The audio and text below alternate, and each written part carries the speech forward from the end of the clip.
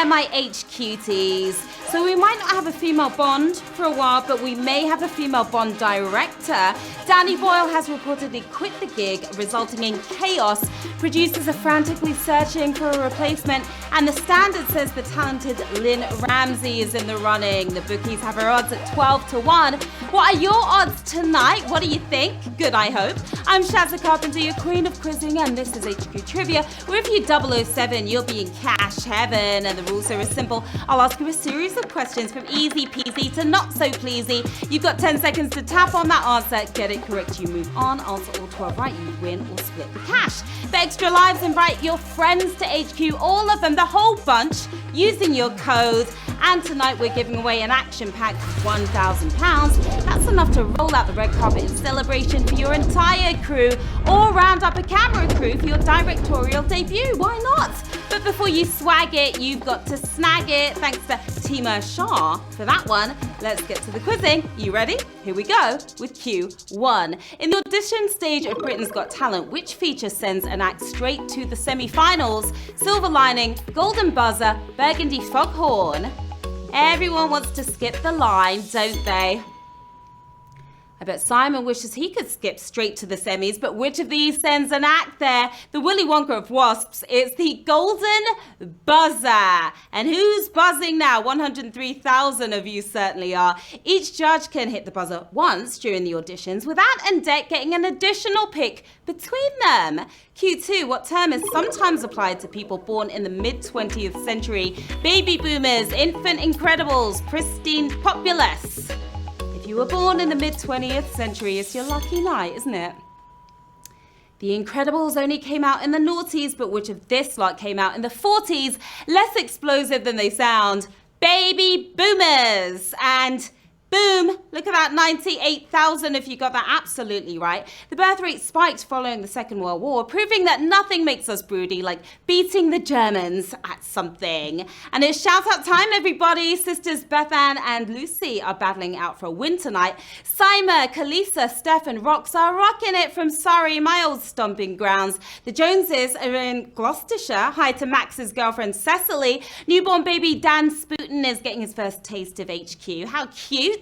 Hello Laura in Kingston. Brian and Max are with us, and so are the Rune and the Weave, who have set the wedding date. Congrats to you. And congrats Joel Massis on 2,000 followers. Good luck to all of you players in the game. Q3, what does the letter F stand for in the NATO phonetic alphabet? Foxtrot, Fandango, Flamenco. You'll be using a different F word if you get this wrong, guaranteed. Freddie Mercury was keen on doing the Fandango, but what's NATO's favourite F word? A gentle ginger gallop? It's foxtrot. And you're trotting forward, 93,000 of you are. The phonetic alphabet helps people spell things out over the radio without their B's sounding like B's, and vice versa. Now don't forget everyone, tomorrow we have an art-themed game for you at 9 p.m. That's for all you budding Banksies. It's going to be a lot of fun, so bring your paintbrush, your easel, and all that good stuff. Q4 coming at you right now. What name is traditionally given to a left-handed boxer? Southpaw, South Claw, South Fist. If you're a lefty like me, you likely know it. Used it in the game the other day as well. We know it begins with south, but what does it end with? Dishing out more of a bat than a biffing. Southpaw is the term that we were looking for. 77,000 of you knew that. The term may come from baseball, but boxing have nabbed it thanks to that Jake Gyllenhaal movie, if you remember that one. Q5, which BBC drama features the character Mr. Delaney, who returns to London from Africa. Taboo, Peaky Blinders, Ripper Street. That Mr. Delaney is a strange one. 3 less than peaceful period dramas, but which one revolves around Tom Hardy's character? The one thing he will never be, Taboo, is the show in question here. 36,511 of you got that right, but boo-hoo, we lost about half of you there. The BBC show also stars Charlie Chaplin's granddaughter, though don't expect to laugh through this one. It is not funny. Quite serious. Q6. The actress who voiced the Snow Queen in Frozen also appeared in which other Disney movie? Tangled, Enchanted, Moana. Am I the only person out there who hasn't seen Frozen yet? If few years behind. Idina Menzel told us to let it go in Frozen, but where had we heard her voice before? Coming out of her own face this time, she was in Enchanted.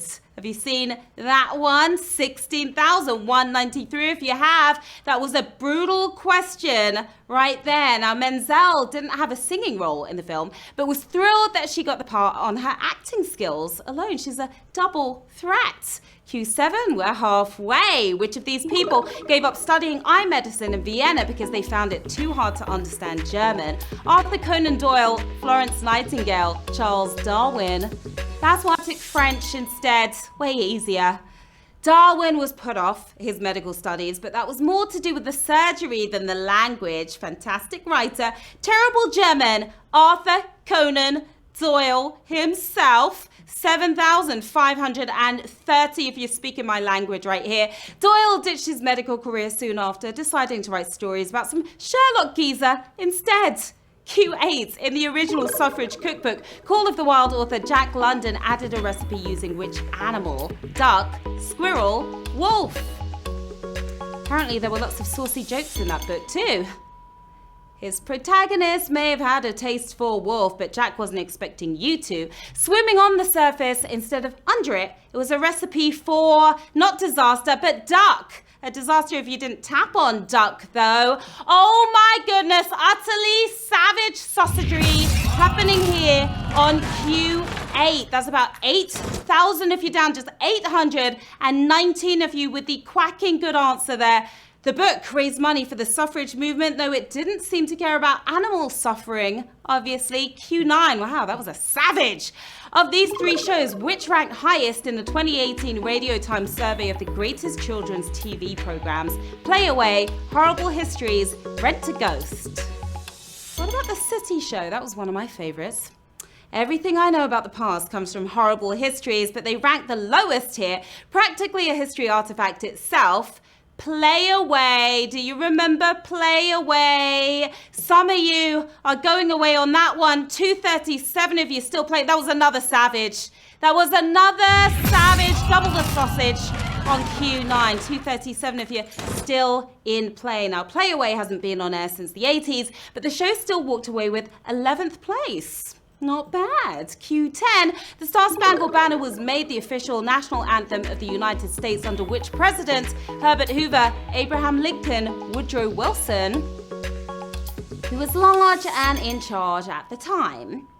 Their old anthem was God Save the Queen, believe it or not, with different words, but who put a stop to that blasphemy? The daddy of Dustbusters. It was Herbert Hoover. And you are sucking that one up. 119 of you are. The Star-Spangled Banner officially took over in 1931, but had been sung on the sly since the 1880s. That's right. The penultimate round, Q11, which of these models has not done a 73 questions interview with Vogue? Kendall Jenner, Adriana Lima, Gisele Bündchen. There is such thing as too many questions, and 73 is it. They normally let their pouts do the talking, but who hasn't got vocal for Vogue yet? Keeping her Victoria's Secrets to herself, the lovely Adriana Lima. That's who. 97 of you nailed it. Blue steel at the ready, because we are catwalking into the final round. Let's do it with 97 players left in the game. Another 2 using their extra lives to get back in. And 1,000 big ones waiting to be won tonight. Here we go with Q12. As of 2018, of these 3 cities, which has the highest number of billionaire residents? Shenzhen, London, Dubai. Where do the billionaires hang out? We must know. Beijing is bursting with billionaires, but which of these cities is hot on their heels? It's practically oozing gold, but Dubai is right down in 24th place here. Coming the closest financially and geographically, Shenzhen is the answer we were looking for. We've got 30 winners. You totally smashed it.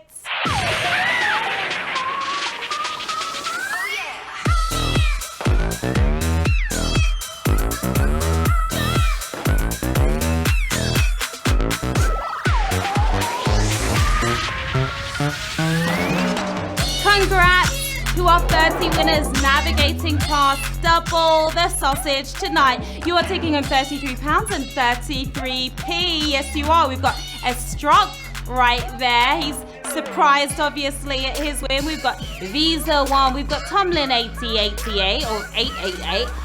Nia King as well, and a few other winners. Well done. What are you going to do with the cash? Well, maybe get yourself a golden buzzard instead of a buzzer, or vice versa. Learn German. 9. That's about all I know. Save up to be a billionaire. Just a few more dollars to go. There's a lot you can do with that £33 and 33p. What a ride, HQTs. You slayed, as always. I'm Sharon Carpenter. Hope to see you on my socials at the below. Stop by, say hi. Okay, and of course, we are back at 3 p.m. BST tomorrow with 12 more rounds of epic trivia and £1,000 up for grabs, of course. Until then, have a lovely night. I will see you very soon. Bye.